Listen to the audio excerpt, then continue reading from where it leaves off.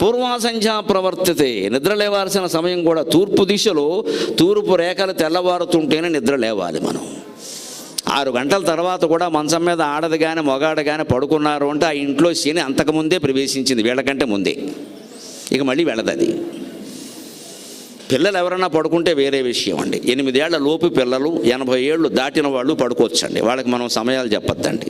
8 ఏళ్ల లోపు పిల్లలు ఎంతో, 80 ఏళ్ళు దాటిన పెద్దలు కూడా అంతే. 2 బాలురు 2 వృద్ధుల కింద లెక్క. 80 ఏళ్ళు దాటే పెద్దవాళ్ళు అంటే వాళ్ళని చిన్నపిల్లలను చూసినట్టే చూడాలి. ఇంకేం మన నిబంధనలు వాళ్ళకి చెప్పద్దు. ఇంకా వాళ్ళు ఎలాగో అలా ఉంటారు, ఇంకా సర్దేసుకోవడమే. చిన్నపిల్లలు అంతే. 8 ఏళ్ళు దాటుతున్నాయి అంటే నేర్పాలి ఖచ్చితంగా. ఓ గిల్లైనా లేపాలి వాడిని. ఈ కాలం పిల్లలు ఇంతేనండి అంటే కుదరదండి అక్కడ.